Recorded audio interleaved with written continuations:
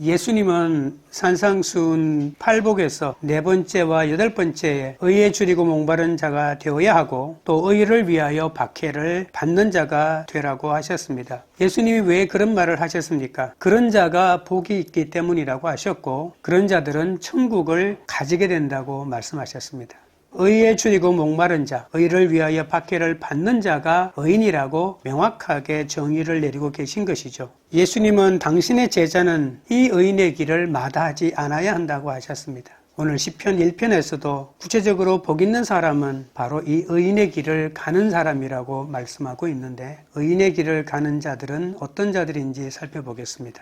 첫째로 말씀을 즐거워하여 묵상합니다. 1절입니다. 복 있는 사람은 악인들의 꾀를 따르지 아니하며 죄인들의 길에 서지 아니하며 오만한 자들의 자리에 앉지 아니하고 복 있는 사람은 히브리어로 아시레이라고 했죠. 구약 성경에 복은 아시레이와 바루크라고 하는 두 종류가 있는데 바루크는 하나님이 주시는 값없는 은혜를 강조하는 종교적이요 예배적인 언어라고 할 수 있습니다. 반면에 아시레이는 특정한 행위의 결과로 주어진 보상이나 대가를 말합니다. 그래서 행복이라고 번역하는 것이죠. 의인은 저절로 인정받는 것이 아니라 하나님에게 대항하는 모든 행동을 스스로 거부하는 사람이어야만 합니다. 그러니까 이러한 행복은 자동적으로 주어지는 것이 아니라는 거죠. 산상수훈 팔복 바로 다음에 의를 위하여 박해를 받는 것이 어떤 일인지 예수님이 예시를 잠깐 들고 있는데 이렇게 시작합니다. 나로 말미암아 누군가가 너희를 핍박하면, 그러니까 의라고 하는 것은 예수님의 삶의 방식대로 따라가는 것이고 세상의 가치관을 거부하는 것이고 어려움이 따른다고 하는 것이죠. 오늘 이 1절에 예를 든 악인들, 죄인들, 오만한 자들이 바로 세상의 길을 대표하는 부류라고 말할 수가 있습니다. 이 세상을 대표하는 세상의 가치관 저항하고 거부해야만이 의인의 길에 들어가는 복 있는 자가 될 수 있다라고 하니까요. 의인이라고 하는 것은 내 행동의 결과로 주어지는 것이죠. 참된 복은 의로운 삶에 대한 반응이자 메아리라고 할 수가 있는 것이죠. 산을 향하여 야라고 외치면 저쪽에서도 야라고 하는 것처럼 의로운 삶을 살고자 애쓰는 사람은 반드시 그에 합당한 하나님의 복을 누리게 된다는 뜻이죠. 악한 자들의 충고와 죄인들의 생활 양식과 오만한 자들의 모임을 피해야만 한다. 이 세 가지를 정리하지 않고는 의인의 삶을 살 수가 없다라고 하는 것이죠. 가난한 자나 의로운 자를 핍박하고 도덕과 법을 무시하는 자들은 대표적인 악인들입니다. 악인들은 하나님의 존재를 거부하죠. 의로운 삶을 강조하는 하나님의 말씀을 무시하고 자기 말이 자기가 하고 싶은 것이 법이 되게 만들고 그 법대로 살아가는 것이죠. 그러니 그런 사람에게 하나님의 말씀 따위는 있을 자리가 없는 겁니다. 하나님은 이런 악인들의 죄를 따르지 말라고 합니다. 꾀라고 하는 것은 그들의 충고잖아요. 이런 악한 자가 지도자가 되거나 선생이 되면 어떻겠습니까? 그들의 가르침을 받는 학생들에게, 그들의 지도를 받는 사람들에게 끊임없이 충고하지 않겠습니까? 자신이 성공한 이야기들을 하면서 하나님의 말씀과 일치되는 것도 아닌데 성공했으니, 돈 많이 벌었으니, 권력을 가졌으니 자기는 누구에게나 선생이 되고 다른 사람들을 향도할 수 있다고 착각하는 거죠. 성공하려면, 돈을 벌려면, 권력을 가지려면, 행복하게 살려면 이러한 주제를 걸어놓고 있는 소리 없는 소리 다 하고 있는데 그런 소리에 귀 기울이지 말아야 합니다. 세상 가치에 똘똘 뭉친 사람이 말하는 세상에서 성공하는 법은 들을 가치가 없다라고 하는 겁니다. 자신은 그렇게 살지 않으면서 입으로는 온갖 충고를 또 다 하는 사람이 있죠. 입만 열면 설교를 하는 사람이죠. 그런 의미 없는 충고는 아무짝에도 쓸모가 없다는 겁니다. 나에게는 혹시 이런 모습은 없는지 한번 살펴봐야 되겠죠. 그리고 두 번째는 죄인들이 나오는데 죄인들은 습관적으로 죄를 짓는 사람입니다. 어쩌다 한번 죄를 지을 수 있겠죠. 실수로 죄를 지을 수 있을 겁니다만은 이 죄인들은 아예 습관에 되어 있습니다. 왜냐하면 그것이 나에게 이익을 주고 그것이 나에게 쾌락을 주기 때문에 미리 계획하여 노골적으로 그런 죄를 짓는 것이죠. 의인들은 그런 죄인들의 길에 서지 말아야 합니다. 그런 죄인들의 삶에 저항해야 합니다. 아무리 이익을 주고 아무리 나의 쾌락을 준다 하더라도 그들의 삶의 방식을 따라 살지 말아야 합니다.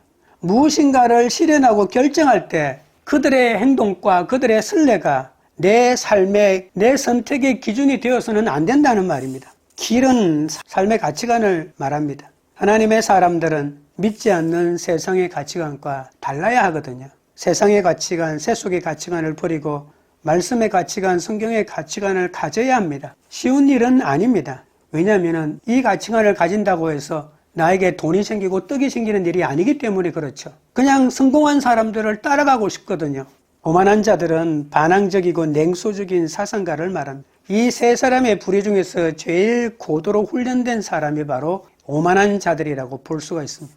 오만하다는 것은 내키는 대로 말하는 떠벌이라는 뜻도 있습니다. 그만한 자만심으로 말씀을 거부합니다. 앉는다라고 하는 말은 순간적으로 잠시 잠깐 그들과 함께 가는 것이 아니라 정착하여 산다는 말입니다. 그들과 함께 이 공동체를 만들거나 결혼을 한다거나 무언가를 이루는 공동체를 엮어가는 것을 말하는 것입니다. 하나님을 욕하는 모임을 만들어 말씀을 무시하고 멸시하고 하나님을 모욕하는 그런 행위를 그만두어야 합니다. 상까지 주면서 하나님을 모욕하고 예수를 욕하도록 자극하는 세상 아니겠습니까? 의인은 내가 얻는 이익이 아무리 많아도 하나님의 말씀을 우습게 여기고 예수를 욕하는 자들의 모임에 들어가서는 안 됩니다. 우리는 하루아침에 하나님을 모욕하는 사람이 되는 것이 아닙니다. 악인에서 죄인이 되고 죄인에서 오만한 자가 되는 단계가 있다는 겁니다. 나도 모르게 불신자들의 삶의 방식을 따라가고 죄로 물들어 깊숙하게 그 속으로 들어가는 것이죠. 인간의 성품과 행위가 타락해가는 따르고 쓰고 않는 세 가지 단계가 있다는 것이죠. 악인들의 꾀를 따른다라고 하는 죄인들의 길에 선다, 오만한 자들의 자리에 앉는다, 점청법식으로 점차 깊게 들어가는 모습을 볼 수가 있는 것이죠. 의인들의 길은 하나님께 적대적인 사람들에게서 스스로 자신을 구별해야 합니다. 이 구별됨이 없이 하나님의 말씀에 가까이 갈 수가 없습니다. 그들이 나에게 하는 모든 행동과 모든 말이 하나님을 저항하고 대항하고 세상의 가치를 알려주는 것이기 때문에 말씀을 아무리 읽어도 그들과의 만남과 사귐을 통해서 그들의 가치관이 나에게 아무 가로막힘도 없이 흡수되고 전달되고 있다면 나는 그런 사람이 되어갈 확률이 굉장히 높은 것이죠. 참된 행복을 얻는 필요 조건이 있습니다. 하나님에게서 저절로 주어지지 않는다는 겁니다. 악을 거부하고 저항하는 직접적인 행위의 결과이고 악한 자들의 권고와 생활 양식과 모임을 피하는 것이 바로 그 출발점이라는 것을 명심하셔야 합니다. 2절입니다. 오직 여호와의 율법을 즐거워하여 그의 율법을 주하로 묵상하는도다. 의인의 삶은 하나님의 말씀인 율법과 깊은 관계가 있습니다. 나쁜 길로 유혹하는 악인들의 삶의 방식을 거부하고 올바른 길로 인도하는 말씀을 따라 살아야 진정한 행복을 얻는 것이죠. 둘 중에 하나만 해서는 안 됩니다. 몸에 건강한 음식을 먹는 것과 몸이 좋지 않은 음식을 거부하는 것은 동시에 이루어져야 되는 것이죠. 아무리 몸에 좋은 음식을 먹으면 뭐합니까? 나쁜 음식도 나쁜 생활 습관도 그대로 가지고 있다면 건강해진다는 보장은 없는 것이죠. 보이는 사람은 하나님의 말씀을 묵상해야 되는데 다른 말로 하면 음미하는 겁니다. 맛을 음미하듯이 사람을 만나면서 이 사람이 나와 함께 살아도 될 사람인지 깊이 관찰하는 것처럼 하나님의 말씀을 음미해야 합니다. 묵상해야 합니다. 말씀은 인간의 살아가는 동안에 추구할 만한 가치로 가득합니다. 이것을 발견하게 되면 그 말씀을 음미하게 되겠죠. 말씀을 읽거나 안 읽거나 똑같다라고 한다면 물론 여러분 주위에 말씀을 읽거나 안 읽거나 똑같은 사람이 있을 겁니다. 말씀을 더 많이 알고 있는 사람이 오히려 더 좋지 못한 행동을 하는 것을 보았을 것입니다. 그러나 그렇다고 해서 말씀이 나에게도 그렇다라고 적용하진 마시기 바랍니다. 그 사람이 불쌍한 사람이고 그 사람과 친한 사람들이 불쌍한 사람들이지 말씀의 가치가 그런 것은 아닙니다. 하나님의 말씀에 반응하고 말씀에 따라서 살려고 애를 써야 합니다. 말씀을 묵상하는 것은 얽매이는 짐이 아니라 즐거움의 원천임을 깨닫는 것이 필요합니다. 율법은 하나님의 지식 아니겠습니까? 하나님의 말씀은 하나님에 대하여 가득 차 있습니다. 여러분은 연애할 때 내가 좋아하는 사람에 대하여 조금이라도 더 많이 알고 싶어서 애를 쓰지 않았습니까? 그냥 그 사람 얘기만 나오면 귀가 쫑긋해지지 않았습니까? 당신의 뜻을 인간에게 알리신 은혜로운 가르침의 총체가 바로 말씀이거든요. 인간이 실행하기를 바라시는 하나님의 의지가 그 말씀 속에 들어가 있거든요. 이 말씀 속에는 하나님의 은혜와 자비가 들어가 있습니다. 하나님의 자비를 누리고 하나님의 인도하심이 필요하십니까? 그러면 말씀을 묵상하셔야 합니다. 말씀은 하나님께서 인간들에게 주신 삶의 지침으로 우리에게 주신 하나님의 교훈이 가득 차 있습니다. 힘들고 어려울 때 어떻게 살아야 하는지 그 지침이 그 속에 들어가 있다는 겁니다.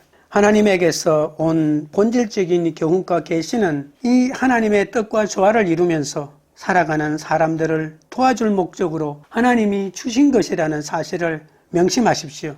이 말씀은 자신의 주위에 있는 세상을 설명해주고 나는 세상이 왜 이렇지라고 고민과 갈등하는 문제도 이 말씀 속에는 해답이 들어가 있다는 것입니다. 그렇게 하면서 지치지 말고 그 길로 계속하라고 나를 격려합니다. 우리에게 힘을 주고 격려하고 의인들 앞에 밝은 빛을 비추어주는 이 말씀을 외면한다면 우리는 제대로 된 길을 걸어갈 수 없을 것입니다. 의인들은 말씀을 통한 경험으로 기쁨과 즐거움을 얻습니다. 말씀은 사람을 부자연스럽게 하는 법이 아니라 하나님의 계시고 하나님의 뜻을 인간에게 알리는 지혜로운 가르침입니다. 여러분, 세상의 공부 중에서 헌법에 대한 공부, 헌법학자가 별로 돈도 안 되는데 왜 저렇게 헌법을 일생 동안 연구하지라고 생각을 많이 했을 겁니다. 그러나 요즘 보면 어떻습니까? 헌법이 얼마나 중요한 법인지 우리가 스스로 알지 않습니까? 헌법을 무시하고 헌법을 거부하고 헌법을 자기 멋대로 해석하는 사람들에 대하여 헌법이야말로 죄를 정확하게 단죄하고 정확하게 올바른 길을 제시하는 기준이라는 것을 우리가 깨달아 가지고 있지 않습니까? 하나님의 말씀도 마찬가지입니다. 여러분, 묵상은 원어로는 자신에게 부드럽게 속삭이듯이 본문을 읽는 것이거든요. 옛날에 우리 선조들도 내 소리가 내 귀에 들리도록 그렇게 흥얼거리면서 말씀을 읽었거든요. 묵상은 글의 뜻을 음미하면서 낮은 소리로 읊조리는 것입니다. 사물의 내용이나 속뜻을 깊이 새겨 맛보는 것이 음미지 않습니까?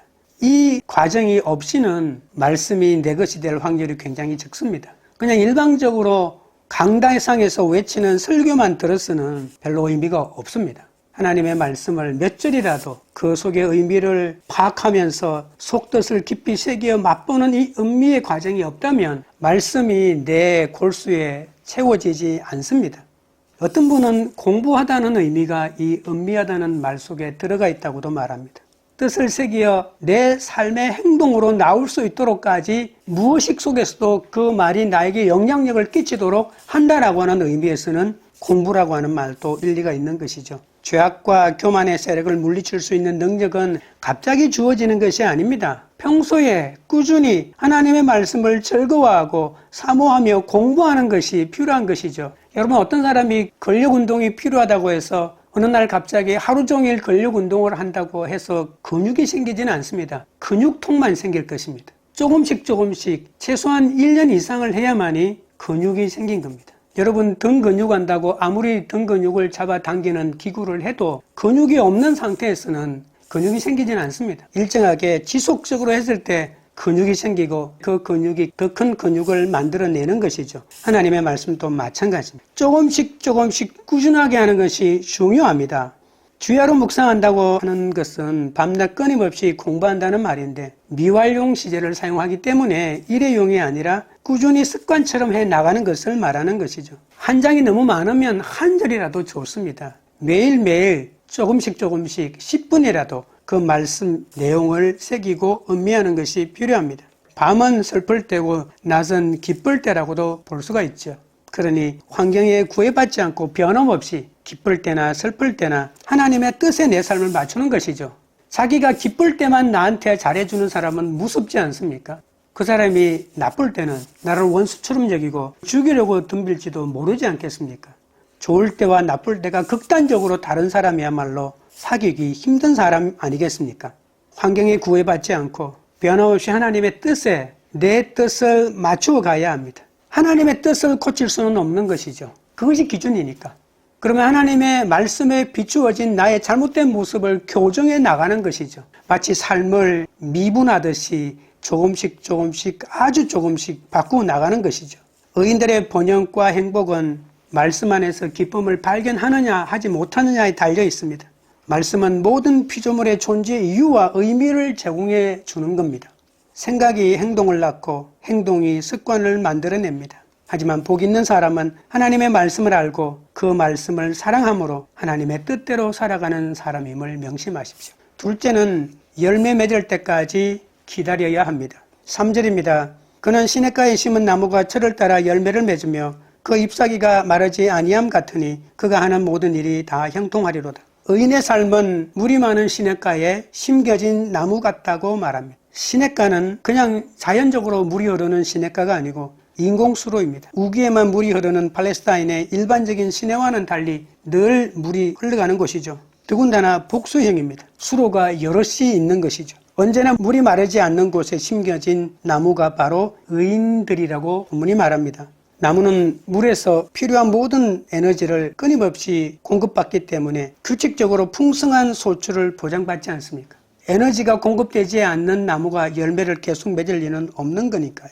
심은 나무가라고 했는데 심은이라고 하는 것은 수동형 분사입니다. 의도적으로 옮겨 심었다는 말입니다. 그 나무는 아무 때나 열매를 맺지 않습니다. 열매를 맺는 때가 따로 있습니다. 철을 따라 열매를 맺는다고 했는데 에토라고 하는 히브리어 언어가 있는데 에트가 바로 시간이고 뒤에 토는 히즈입니다. 그의 시간입니다. 열매를 맺는 때가 있다는 겁니다. 하나님의 시간, 나무의 시간, 내 시간이라고도 할 수가 있습니다. 열매를 언제 맺지? 하나님이 정해놓은 시간에, 나에게 주어진 시간에. 그 시간이 될 때까지 기다려야 되는 것이죠. 광야 훈련이 끝나는 시간입니다. 모든 사람에게는 광야 훈련이 있습니다. 그 광야 훈련이 끝날 때 열매를 맺기 시작한다는 그런 말입니다. 감당할 수 없는 사건을 만나 말씀으로 내 죄를 발견하고 회개하는 시간, 그것이 광야 훈련의 시간 아니겠습니까?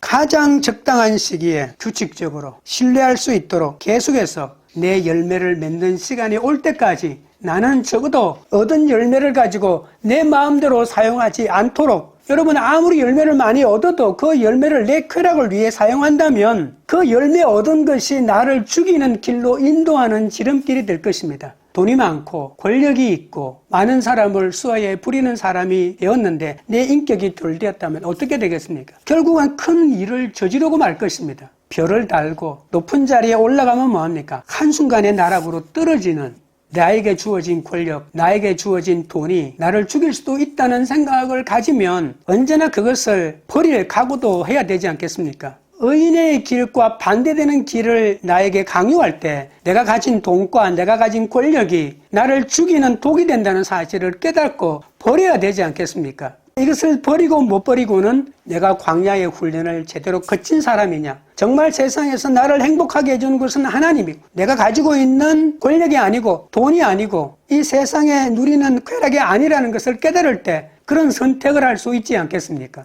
그런 선택을 할 수 있는 신앙 인격이 갖추어지기 전에 내가 더 많은 것들을 얻게 된다면 그것이야말로 정말 위험한 것입니다. 영광의 무게, 이것이 가장 무거운 무게 아니겠습니까? 내 인격이 갖추어지기 전에 먼저 영광부터 내가 얻는다면 그 영광이 나를 파괴하고 파멸로 인도할 수밖에 없을 것입니다. 잎사귀가 마르지 않는다고 말했는데 열매보다는 잎사귀가 더 중요하게 결론적으로 말하는 것 같지 않습니까? 에스겔서 47장 12절에 강 자욱가에는 각종 먹을 과실나무가 자라서 그 잎이 시들지 아니하며 열매가 끊이지 아니하고 달마다 새 열매를 맺으리니 그 물이 성소를 통하여 나오미라. 그 열매는 먹을 만하고 그 잎사귀는 약재료가 되리라고 했습니다. 그냥 음식이 되는 것과 약으로 쓰이는 것은 차원이 다르지 않습니까? 환란의 사건을 통해서 내 죄를 깨닫고 세상의 가치관이 다가 아니고 말씀의 가치관이 더 중요하다는 것을 깨달은 사람은 다른 사람을 살릴 수 있다는 말이거든요. 다른 사람에게 올바른 길을 제시해 줄 수 있다는 말 아니겠습니까? 열매는 나를 위한 것이라면 잎사귀는 남을 위한 것입니다. 열매는 나의 생존을 위한 것이라면 잎사귀는 남을 살리는 데 필요한 것입니다. 고난이 축복인 것은 그 고난의 끝자락에 사명이 깃들어져 있기 때문입니다. 내가 예수님 때문에 살아난 얘기를 해주면 그 사람이 살아날 가망이 보이는 거죠. 나는 이렇게 힘들었다. 나는 이렇게 죽을 것 같았다. 그런데 예수를 통해서 이렇게 회복되었다라고 말하면 그 사람에게 용기를 주는 것 아니겠습니까? 내 죄를 통해 회복된 나를 전하면 다른 사람을 살리는 약재료가 된다는 사실을 잊지 마십시오. 그가 하는 모든 일이 다 형통하리다 라고 말했습니다. 잘됨과 성공은 이례적이지 않고 계속 이어진다는 겁니다. 그러니 내 마음 반부터 먼저 가꾸십시오. 내 가치관부터 세상의 가치관이 아닌 말씀의 가치관, 하나님의 가치관으로 바꾸십시오. 의인의 길로 가겠다고 결단하십시오. 그러면 이례적인 성공이 아니라, 이례적인 잘됨이 아니라 모든 일이 다 형통하게 되는 그 놀라운 경지를 경험하게 됩니다. 울창한 나무 이미지는 창조 원리대로 기능을 수행하기만 하면 된다는 뜻 아니겠습니까? 행복한 상태는 보상이 아니라 특정한 삶을 계속 살아간 결과로 주어지는 겁니다. 계속 물을 공급받는 나무는 자연히 번성할 수밖에 없겠죠. 생명의 수혜자인 하나님의 계획과 뜻에 따라 사는 사람들이 죽을 리가 없는 것이죠. 형통하다라고 하는 말은 목표에 도달했다는 말입니다. 여호와가 나의 목자이기에 부족함이 없다는 말 아니겠습니까? 영어로는 베스트의 상태. 하나님께서 태초에 어떤 만물을 만드실 때에 보시기에 좋았더라고 하셨던 그 좋았더라. 만물이 있어야 될 그 행위를 온전히 수행하고 있는 상태. 하나님의 창조 목적대로 존재하는 것. 그것이 바로 야짜의 아흐라고 하는 이 형통하다는 뜻입니다.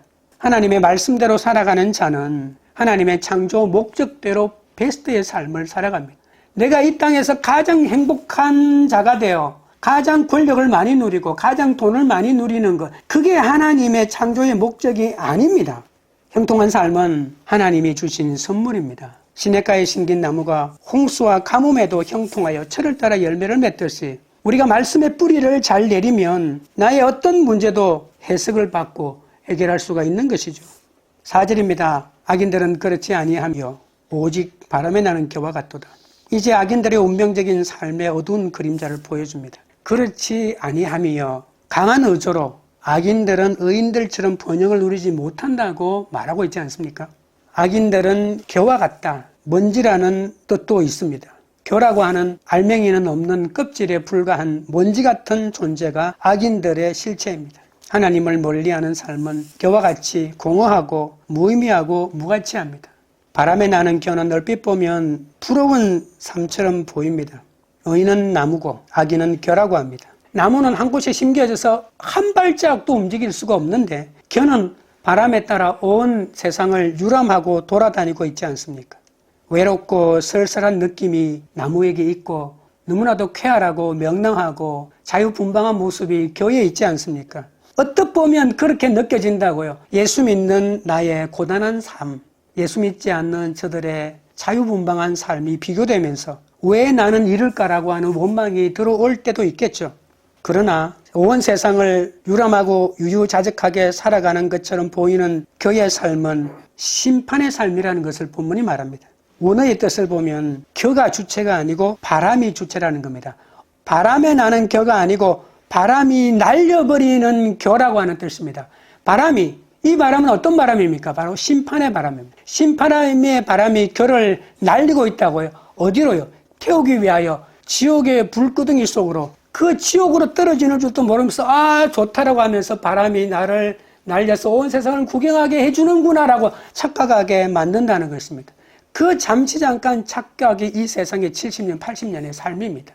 우리는 그러한 삶을 살지 못해서 안달복달합니다. 결국은 지옥으로 날려가고 있는데 더 큰 그림을 보십시오. 더 큰 그림을 보려면 더 뒤로 가십시오. 그러면 전체 그림이 한눈에 들어오게 될 것입니다.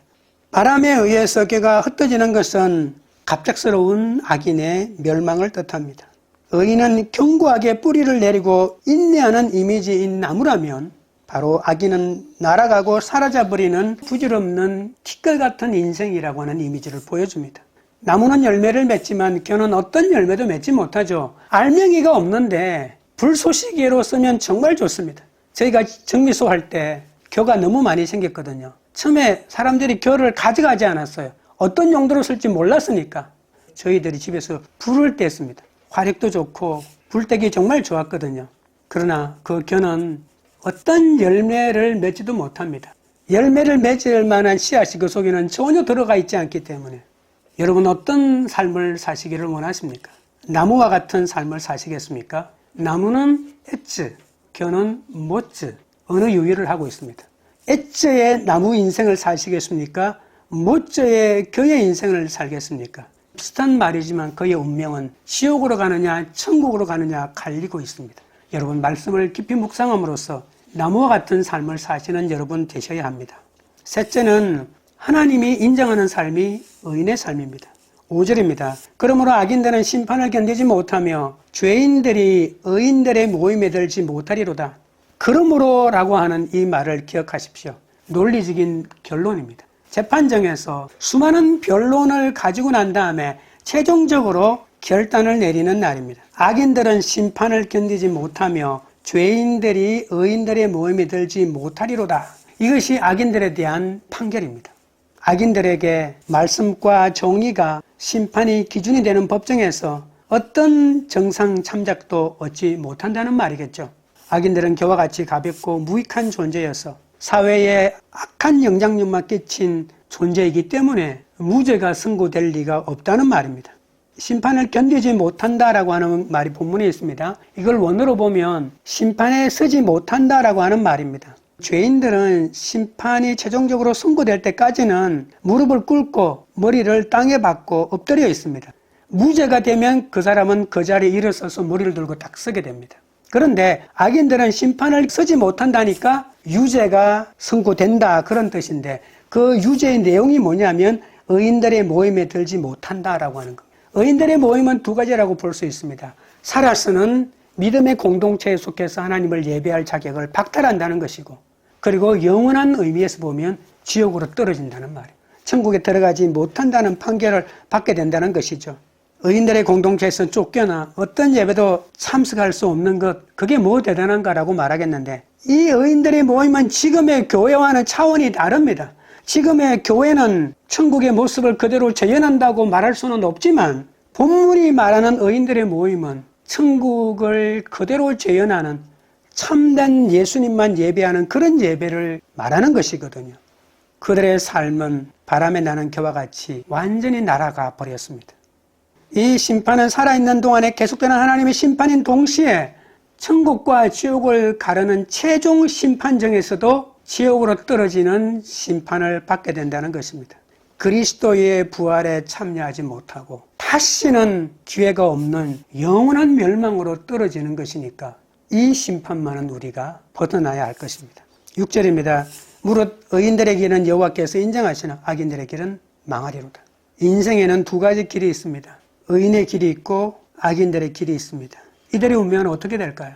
하나님은 의인들의 길은 알고 계신다고 하셨고 악인들의 길은 멸망으로 가도록 내버려 두시겠다고 말합니다. 의인은 하나님에게서 멀어지게 하는 어떤 관계도 피해야 합니다. 삶 속에서 말씀의 가치관을 가장 소중히 여기고 자기 생각을 끊임없이 그 말씀에 맞추어 가야 합니다. 말씀에 대한 열정과 사랑이 넘쳐나는 삶이라고도 말할 수 있겠죠.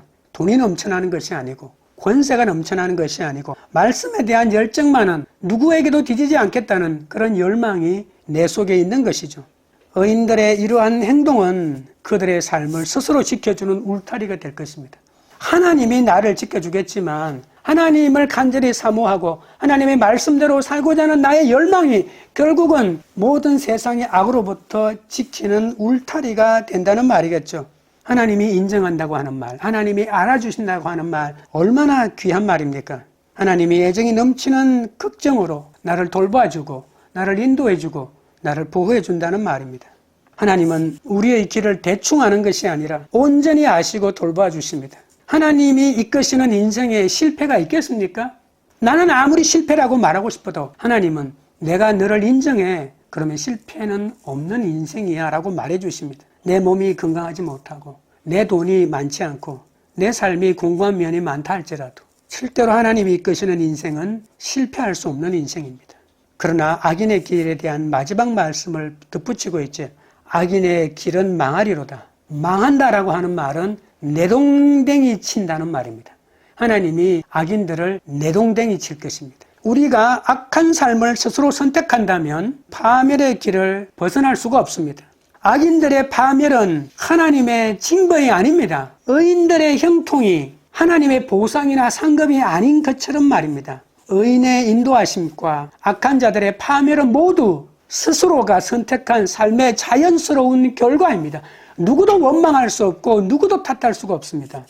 말씀 묵상으로 나를 인정해 주시는 하나님을 알면 사건마다 승리할 수 있습니다. 내가 가는 길이 어떤 환경이라도 그 속에서 말씀을 묵상하십시오.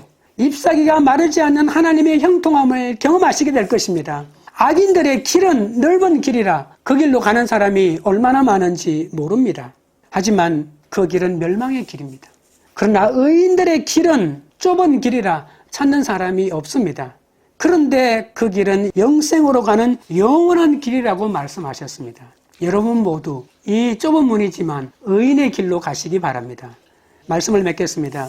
의인의 길은 말씀을 즐거워하며 묵상합니다. 하나님이 없다는 세상 가치관을 거부하고 날마다 말씀 속에서 하나님의 가르침을 받으십시오.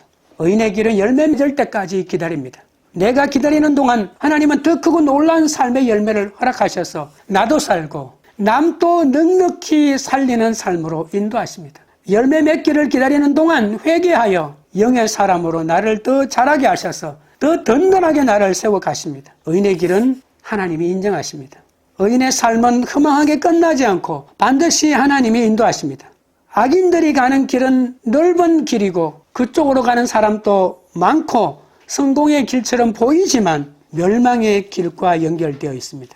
하지만 의인의 길은 좁고 협착하여 가는 사람이 없지만 영생으로 가는 영원한 길임을 명심하십시오. 예수님과 함께 이 의인의 길을 가시는 여러분 되시기를 주님의 이름으로 축원드립니다. 찬양 드리고 기도하겠습니다.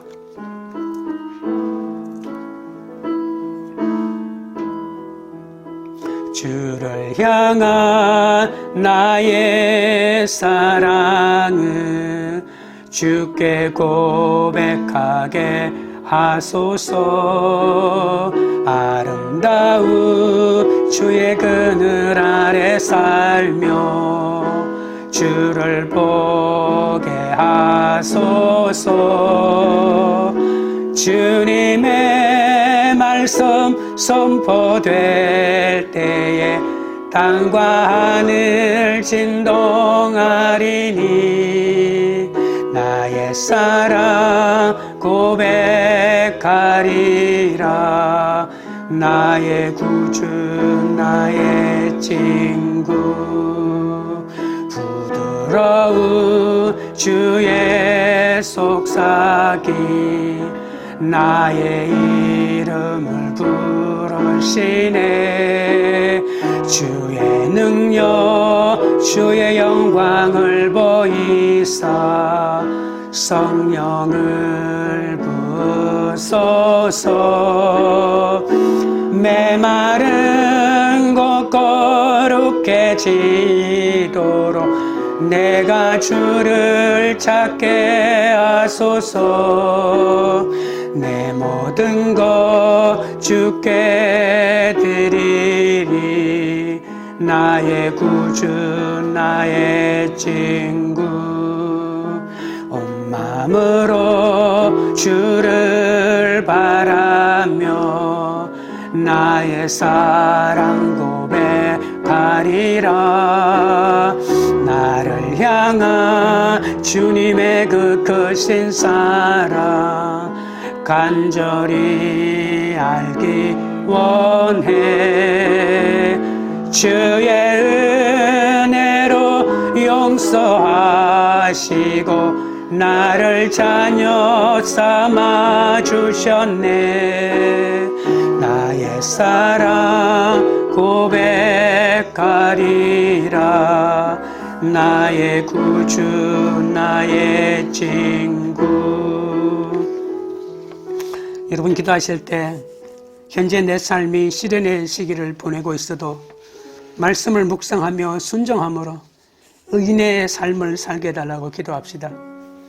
내 소원과 기도가 바로 응답되지 않는다고 조급해하지 말고 하나님의 때와 내 광야 훈련이 끝나는 때까지 말씀 훈련을 잘 받아내며 회개하며 끝까지 기다리게 해달라고 기도합시다. 악인의 길은 심판이요 의인의 길은 하나님의 인도하심임을 깨닫고 어떤 힘든 고난의 사건에서도 오직 예수님만 의지하고 살아가게 해달라고 주여 3번 부른 다음에 기도하며 나아가겠습니다. 주여, 주여, 주여. 거룩하신 하나님 우리 아버지여, 현재 내 삶이 시련의 시기를 보내고 있습니다.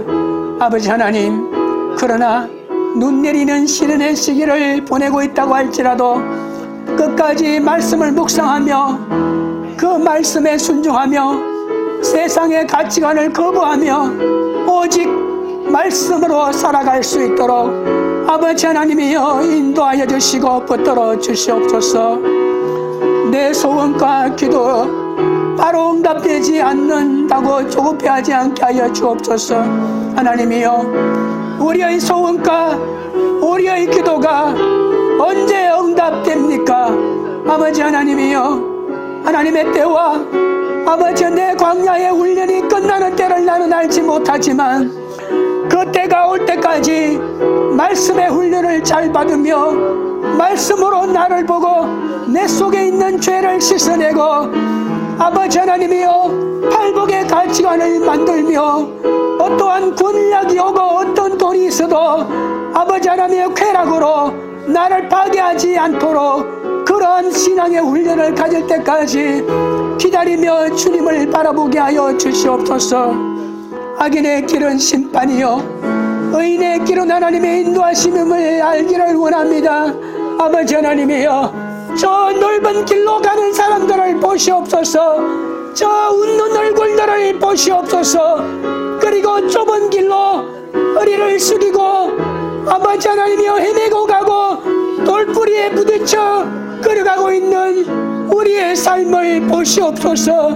아버지 하나님이여, 그러나 이 좁은 길이 영원한 생명의 길임을 알게 하여 주옵소서.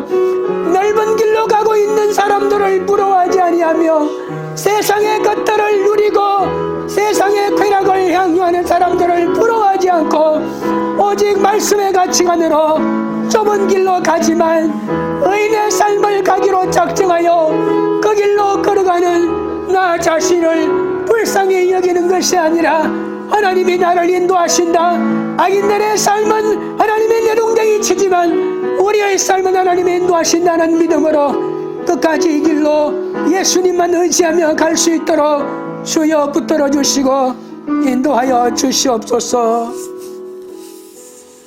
하나님 아버지여, 말씀을 묵상하지 않는 자가 악인이라고 하셨는데 제가 바로 그 악인임을 고백합니다. 성경 지식을 자랑하듯 남을 가르치고 설교하지만 말씀을 소리치고 설교하면 내가 바로 그 말씀인 것처럼 착각하며 그 소리친 말씀을 내 삶에 적용하며 살지 못했으니 불쌍히 여겨 주시옵소서. 악한 자들의 충고와 죄인들의 생활 양식과 오만한 자들의 모임을 피하게 하여 주옵소서. 어느 순간인가 내 속에도 악인의 씨앗이 들어와 세상에 권력만 얻는다면, 세상에 돈만 얻는다면 악인이 되어도 누구도 모르지 않겠는가라고 하는 위험한 생각도 할 때가 있사오니 용서하여 주시옵소서. 죄인이 되어가는 단계가 있다고 하셨습니다. 이 단계에 들어가지 않도록 말씀으로 날마다 나를 점검하고 주야로 그 말씀을 묵상하는 삶을 살게 하여 주옵소서. 바람이 나는 겨와 같은 삶을 부러워하지 않게 하여 주옵소서. 넓은 길로 희낙낙하며 가는 자들을 부러워하지 않게 하여 주옵소서. 나는 시냇가에 심은 나무처럼 한 곳에 사로잡혀 아무것도 하지 못하는 외롭고 쓸쓸한 자인 것처럼 느껴지지만 그러나 하나님의 때가 되면 나야말로 영원한 열매를 맺어 나도 살리고 자녀도 살리고 남도 살릴 열매를 얻게 될 것이라는 사실을 깨닫게 하여 주옵소서. 하나님의 때를 기다리며 영원 구원의 열매를 얻을 때까지 광야에서 훈련을 잘 받고 예수님의 인격으로 다듬어지가는 그 기간을 소중히 여기며 나에게 있는 이 수많은 잎사귀로 죽어가는 남을 살리고 회복시키는 의인의 삶을 살게 하여 주시옵소서. 광교리들 교회가 악인들의 충고를 받아들이지 않고 죄인들의 길로도 걸어가지 않고 오만한 자들의 모임에도 참석하지 않는 공동체가 되게 하옵소서. 세상 오염에서 우리를 지키고 그러기 위하여 날마다 말씀을 묵상하는 공동체 되게 하옵소서. 말씀 묵상을 통해 영혼을 구원하며 열방을 주님께로 인도할 수많은 잎사귀로 사람을 살려내는 교회가 되도록 역사하여 주시옵소서. 예수님의 이름으로 기도합니다. 아멘.